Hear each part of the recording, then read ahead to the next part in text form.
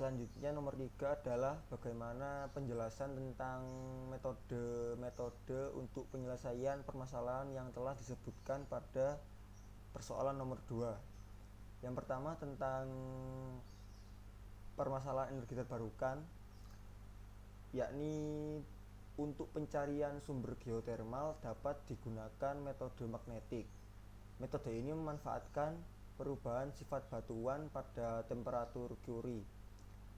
Geotermal memiliki suhu yang tinggi sehingga pada daerah yang ada sumber panas bumi atau geotermal, maka daerah tersebut akan memiliki suhu yang lebih tinggi, bahkan bisa melebihi temperatur Curie, sehingga nanti akibatnya akan muncul perubahan-perubahan sifat batuan.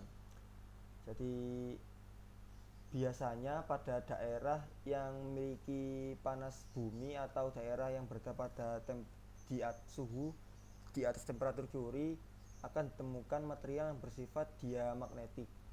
Adanya material yang bersifat diamagnetik ini nanti dapat terlihat dari adanya anomali-anomali pada data magnetik. Anomali ini nantinya akan diasosiasikan dengan adanya sumber dipol magnet. Jadi setelah didapatkan datanya nanti diolah, lalu dilakukan koreksi-koreksi, maka nanti akan terlihat ada daerah yang memiliki anomali-anomali seperti anomali negatif atau anomali positif. Biasanya daerah yang memiliki atau ada sumber geotermalnya di dalam data disimbolkan atau terlihat dengan adanya anomali yang negatif, atau adanya demagnetisasi ini ditunjukkan oleh adanya anomali RTP yang negatif. Selanjutnya untuk permasalahan tentang air, yakni dapat dicari dengan metode self potensial. Pada metode self potensial ini nanti metode self potensial ini adanya potensial dari bumi tersebut, salah satu penyebabnya adalah bisa karena potensial elektrokinetik atau potensial yang diakibatkan oleh adanya aliran fluida. Jika biasanya aliran fluida ini nanti jika alirannya masuk ke dalam bumi diasosiasikan dengan adanya nilai potensial yang negatif. Lalu jika ada anomali self potensial positif, biasanya dapat diinterpretasikan sebagai adanya aliran fluida keluar. Jadi untuk mencari sumber-sumber air nanti dapat digunakan metode self potensial. Dari metode tersebut nanti akan didapat data berupa potensial di beberapa titik tertentu. Lalu dari data tersebut nanti jika terdapat anomali negatif, maka dapat dikatakan adanya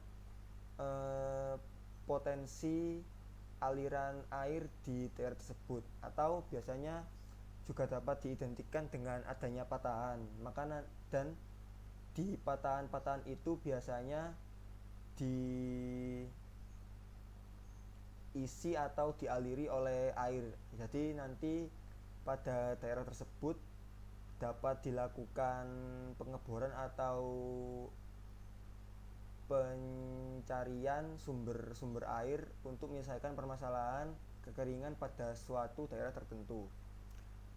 Yang terakhir adalah tentang mitigasi bencana. Untuk mitigasi bencana ini dapat digunakan metode mikrotremor. Dari metode mikrotremor nanti dapat terukur beberapa nilai seperti frekuensi natural dari suatu tanah dari suatu daerah, lalu bagaimana faktor amplifikasinya, dan Terakhir dapat dicari indeks kerentanan yang merupakan hasil interaksi dari faktor amplifikasi dan frekuensi natural dari suatu tanah tersebut.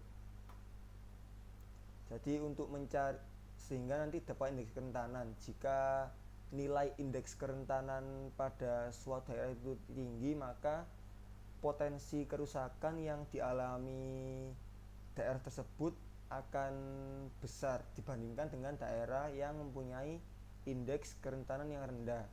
Jadi nanti pada daerah-daerah yang mempunyai indeks kerentanan yang tinggi sebaiknya tidak digunakan untuk pemukiman atau bangunan-bangunan manusia, karena jika ada semisal ada gempa atau ada deformasi dari tanah di daerah tersebut, potensi kerusakannya besar sehingga lebih baik dihindari.